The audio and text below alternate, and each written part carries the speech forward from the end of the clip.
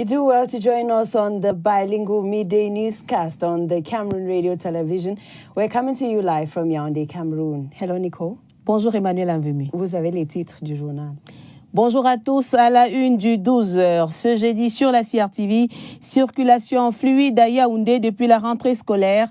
De bons points de la police camerounaise au front pour discipliner les usagers de la voie publique dans l'intérêt de tous. Un service remarquable constaté par nos reporters. Vous le verrez dans le 12h. Quand la politique des comités de développement porte des fruits à Motcheboum, dans la région de l'Est, la page magazine du 12h, Madame, Monsieur, nous montrera l'exemple de cette localité de l'arrondissement de Doumé. Reportage à suivre. En sport football, tournoi COSAFA 2018, les Lions indomptables jouent cet après-midi contre l'équipe Mozambique, rencontre au Wolfson Stadium en Afrique du Sud. Monique Félicité, tu es envoyée spéciale de la CRTV, donnera les dernières nouvelles enfin de cette édition. Et voilà pour les titres du 12h. Emmanuela Mbemi. We start the news in Yaoundé, where they take their positions at major junctions in sports of high circulation and around school establishments during school hours in order to ease circulation and ensure the safety of commuters, mostly pupils, students, and their teachers. Traffic police, clad in their conspicuous white gloves, blue helmets, white waist belts, and white boots, these men and women who play a major role in assisting commuters travel or cross the road is in order to curb the accidents on our highway. Joyce Tata has been nosing in the activities, and this is what she brought back. At the sight of their white gloves and helmets, the stop is systematic. Every morning, these police officers mean business in ensuring pupils, students, and adults too cross the road safely. Every morning, these police officers help us cross the road and we feel secured. This is how busy their day can get. 70-01 vous écoute, 40-01, je vous écoute. But it all begins with a strategizing meeting.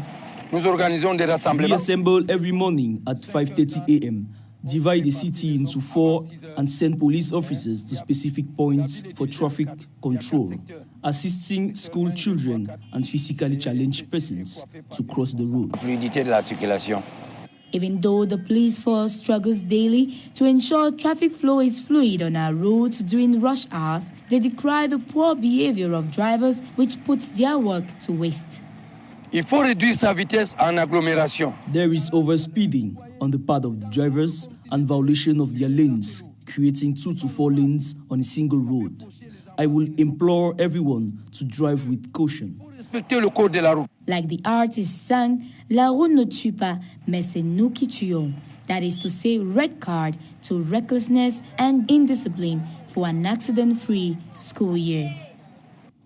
Employment counselors from French-speaking Africa are upgrading their skills on how to manage human resources in a seminar in Yaoundé. The conclave, which was opened by Cameroon's Minister of Vocational Employment and Vocational Training, Zachary Perve, will go for days. Student journalist on internship, Mom Ekongwese, has the details. Employment counselors in the public service from French-speaking Africa have met in a training session to reinforce their competence in the management of human resource. Holding under the theme Digital Revolution and Job Advising Intermediation, these counselors, through adequate schooling, are expected to overcome the challenges that come with digitalization. We have a big challenge today to master the tool of informatics. We have to master it. We have to introduce in our way of functioning in our offer services this tool. According to Honorary President Camille Mute Abidias, the inability to introduce digital systems will be detrimental to the job market. If we don't introduce the informatic system in our functioning, it will be a big problem because the job market now can be functioning directly between the job seeker and the enterprises. As such, this association, through its sessions, will work at scaling down unemployment rates in their respective countries. We stay in education news where over 1,000 laureates who form the 39 batch of ENSET Douala have graduated with calls for them to impart knowledge to students wherever they are sent to serve. The rector of the Douala University and the director of ENSET, among other speakers at the graduation ceremony, emphasized that the knowledge they have acquired is worthy enough to send them to train worthy Cameroonians of tomorrow. Mercy Ashu reports from CRTV Littoral. The stage is set for these 1,255 laureates who form the 39 batch of ENSET Douala in 22 disciplines, amongst them the 6th batch of guardian counselors. But the race is just beginning, and it goes beyond the beautiful robes, speeches, powerful handshakes, oath-taking exercises, rounds of applause that may have come from friends, family, lecturers and administrative officials who were present at the solemn graduation ceremony, graced by a cream of the academia. Amongst them, the representative of the Chancellor of Academic Orders, the Rector of the University of Douala, the Director of ENSET, to say the least. We have to be apostles of living together. They belong to one nation and they should behave as brothers of one and indivisible nation. That's the philosophy they have when they are going now from ENSET. From the Nelson Mandela Sports Complex, the laureates will have to face the realities of being a teacher in Cameroon. In my village, there's a lot of water, rivers everywhere, but there are no engineers to convert the water into electrical energy that people can use. When you look at Douala is so big, there's a lot of sun, but there are no engineers to convert the sun into electrical energy. This is where the line will be drawn in terms of output and the image that some lecturers have built and today recognized in ENSET Douala. 840 youths in Mora, Far North region have promised better days ahead for their families, their loved ones, and for themselves after receiving socio-professional training in some 15 domains to help them acquire skills to realize their dreams. The underprivileged youths received their end-of-course attestations and kits to ease their socio-economic insertion in a ceremony chaired by officials of Plan Cameroon and the Cameroon government. Details with Joseph Ayang Kaina from CRTV Far North. They used to be idle and vulnerable, but today they are ready to fly with their own wings after receiving vocational training in 15 domains, thanks to the German non-governmental organization GIZ and Plan International. For the emergency response manager at Plan International, the project is based on our expectation from the beneficiary is to do the utilization of their kit to permit to good realize the activity in the field, in the expectation to have a good reinsertion of themselves in the local community. The 840 youths selected amongst the underprivileged people of Mora, Koza and Mogode, situated in war-torn zones, received their end-of-training attestations and socio-professional startup kits, which they say will ease their socio-economic insertion. I trained in information technology and telecommunication. Mora division, we are very, very happy for receiving these materials. Plan Cameroon, for the fact that he gave us unemployment training and a future and decent future. The end of training ceremony, which took place in Mora, was an ideal occasion for the authorities present to call on the youths to use the knowledge they have acquired to create income-generating activities. Bienvenue à tous. Le fait est frappant dans la ville de Yaoundé. La circulation est fluide depuis le début des classes le 3 septembre dernier au Cameroun. À la manette, les éléments de la police qui veillent, sensibilisent et mettent tout en œuvre pour discipliner chauffeurs et usagers de la voie publique. Il y a aussi des sanctions pour les citoyens récalcitrants. Inès Magou a fait le tour de la ville de Yaoundé. Son reportage. Le travail commence dès 6 h du matin. Nous sommes au carrefour Batalonkak ici à Yaoundé. La mission de ces policiers, comme sur différents autres axes de la ville de Yaoundé, s'assurer de la fluidité de la circulation tout en garantissant la sécurité de tous, des élèves surtout. En cette période de rentrée scolaire, pas facile de négocier le passage avec les automobilistes sans l'intervention de la police. Très tôt, 5h30, on fait répartir les hommes avant 6h. C'est notre mission. Et tout ceci avec l'impulsion du délégué général. La présence de la police rassure, comme on le voit, et tout le monde peut vaquer à ses occupations à temps. Mais pour conforter les uns et les autres, il y a des consignes à respecter pour tous les usagers. Il faut réduire sa vitesse en agglomération, 40 à l'heure. Vous voyez, les gens roulent comme s'ils étaient sur l'axe lourd. Ce n'est pas normal. Et ça peut faucher les enfants qui ne sont pas accompagnés. De deux, il faut respecter le code de la route. Éviter de créer plusieurs voies. Il faut que les enfants aussi, avant de traverser la route, observent d'abord les carrefours où il y a les feux de signalisation. Quand piéton rouge, il ne faut pas passer. Piéton vert, on regarde à gauche, à droite avant de traverser. Et ça marche dans la plupart des cas. Le travail est bien, ça nous évite les accidents.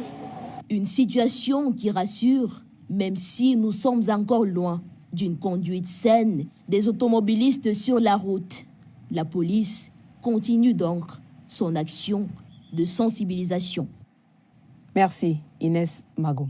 Dans la suite du journal, augmenter le nombre de femmes électrices et candidates aux élections municipales et législatives prochaines au Cameroun. C'est l'objectif visé par la conférence tenue ce mercredi à Konolinga dans le Nyong Fumu. À l'initiative de ONU Femmes, cette rencontre avait pour thème « Éducation des femmes à la citoyenneté et à la politique ». Florence Ngwangele pour les détails. Les femmes de l'arrondissement d'Akonolinga seront nombreuses à poser des candidatures lors des élections municipales et législatives prochaines.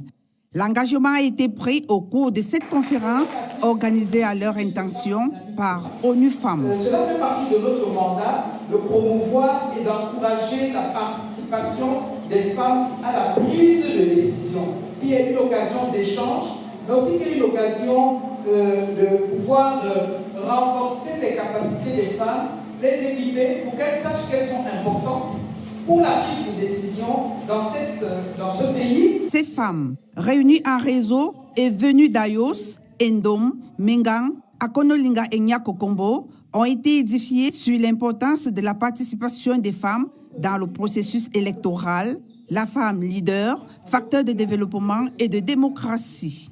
L'objectif visé, c'est une sensibilisation, qu'elles ne restent pas seulement confinées aux tâches ménagères, qu'elles sachent qu'elles ont également leur mot à dire dans le processus électoral, dans le choix d'un leader.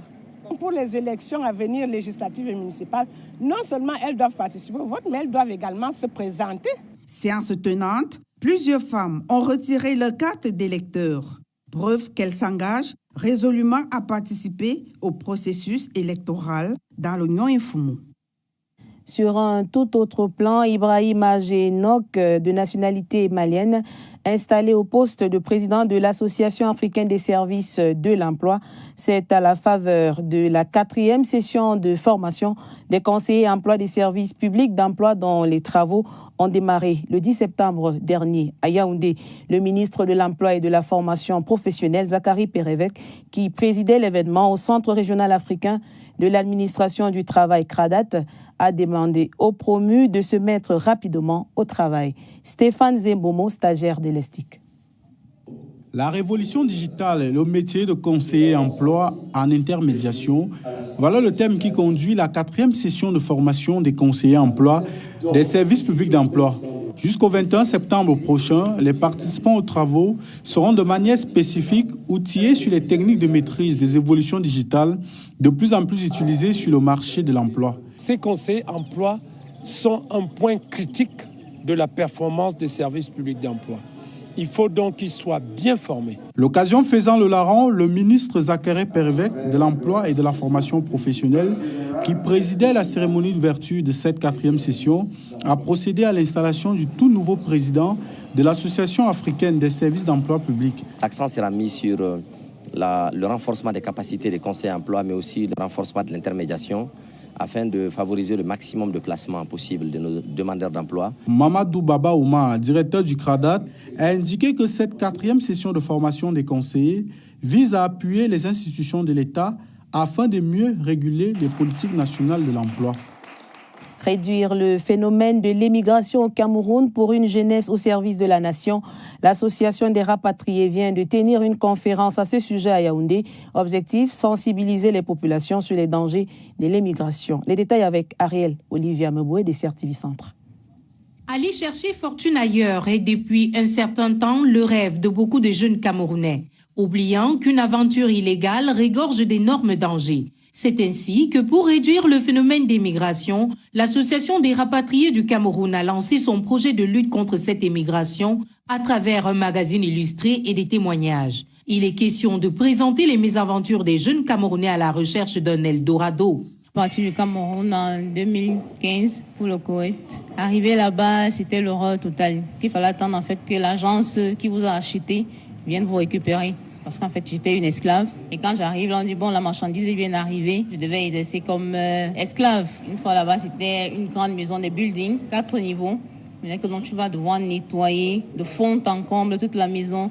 Donc, tu dois être debout, tu ne dois pas t'asseoir, tu dois manger les restes des autres. Entre nuit à la belle étoile, séjour en milieu carcéral et esclavage, il s'agit de sensibiliser les compatriotes. Par ce projet, nous voulons atteindre le public, la jeunesse, mais aussi les parents, parce que c'est aussi les parents, les familles qui soutiennent les personnes dans leurs initiatives de voyage.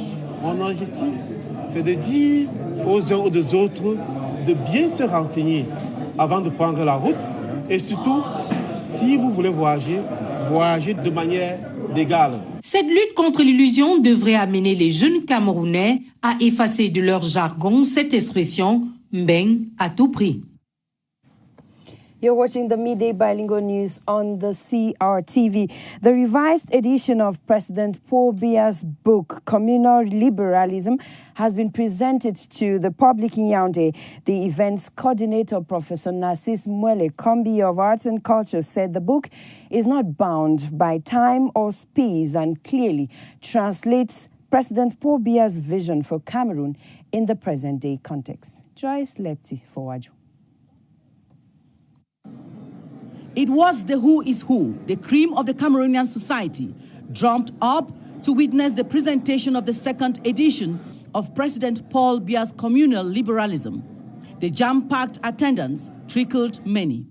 The participation is an expression of heart of people who are there, of a vision, of a statement, an expression of believing, of an idea, of a vision. 18 exposés spiced the occasion, with over a dozen government ministers mounting the rostrum to present niceties of the book in relation to their sectors of competence. Apart from the massive attendance, the book is presented in 2 formats, the standard and prestigious copies.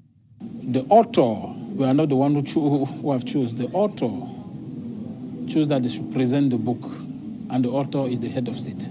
The event coordinator, Minister of Arts and Culture, Narcisse Mwele Kombi, made known to the public that there were options for people to subscribe for the book and will be delivered to them on spot. Meanwhile, a jammed queue of Cameroonians on the sidelines of the ceremony to get a copy of the rewritten book by the one fondly referred to by many Cameroonians as the visionary statesman who has remained constant with his ideals of the nation Cameroon. Madame, Monsieur, merci de nous accorder votre attention sur la CRTV. Le professeur Aboya Ndon Manassé occupe le fauteuil de l'invité du 12h ce jour. L'universitaire apporte dans quelques instants son éclairage sur le livre du président de la République, son Excellence Paul Biya, intitulé Pour le libéralisme communautaire. Bonjour professeur et bienvenue sur la CRTV. Bonjour madame et merci de m'avoir convié sur ce plateau. Alors, une certaine opinion a tendance à qualifier cet ouvrage comme un livre événement. Pourquoi? C'est un livre événement pour au moins 2 raisons. La première étant que, comme partout ailleurs, du retour des vacances, c'est souvent la rentrée littéraire. Et donc, les lecteurs vont retrouver cet ouvrage en circulation et vont devoir s'abreuver de ce qui est comme nouveau au retour des vacances. C'est également un livre événement parce que sa publication, sa réédition beaucoup plus précisément, correspond à un contexte particulier, celui de campagne électorale, au cours de laquelle un homme politique, un homme d'État peut proposer aux Camerounais sa doctrine politique, sa vision politique, son projet de société sous-tendu dans cette œuvre doctrinale qui met en évidence donc le projet de société que promeut le président de la République, Paul Biya. Alors, entre la première édition et celle-ci, 30 ans après, est-ce que la vision politique du président de la République a changé? Beaucoup plus précisément, 31 ans après, vous voyez qu'on passe de la période monolithique à la période pluraliste.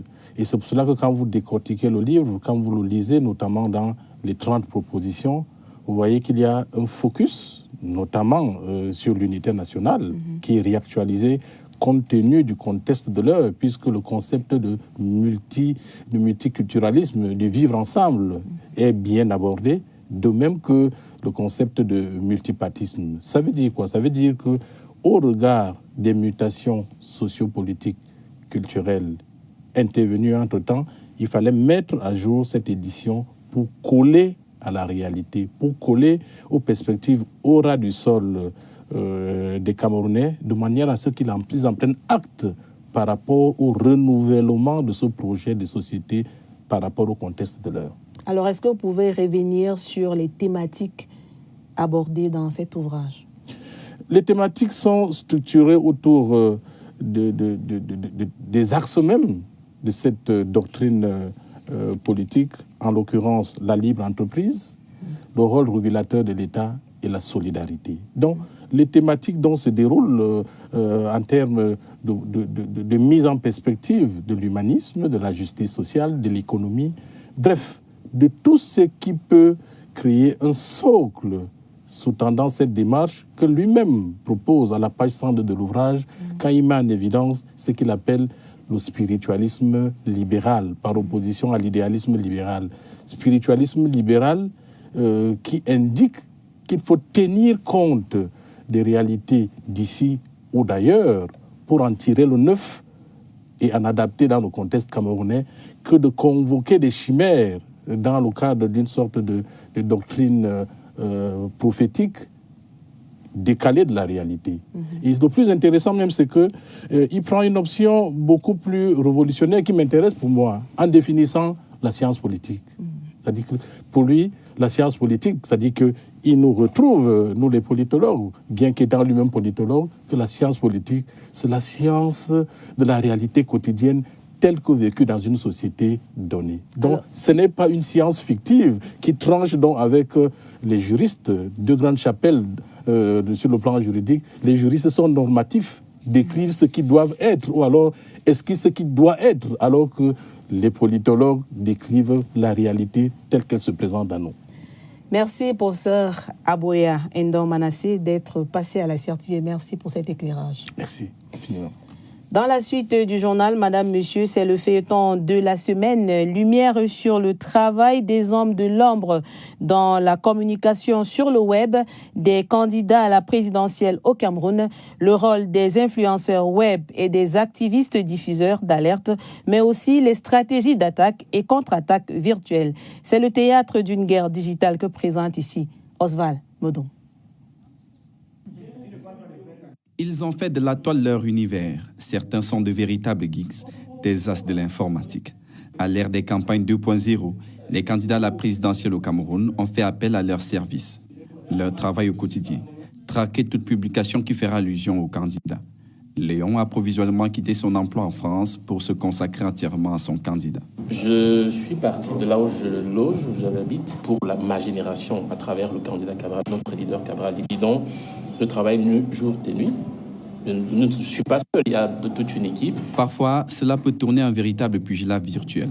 Seulement ici, L'enfer, c'est les autres. Le deuxième apôtre qui avait été choisi et tiré à la carte, c'était Étienne d'Antioche. Et cet Étienne d'Antioche-là a été lapidé par ceux vers qui il allait prêcher la bonne nouvelle.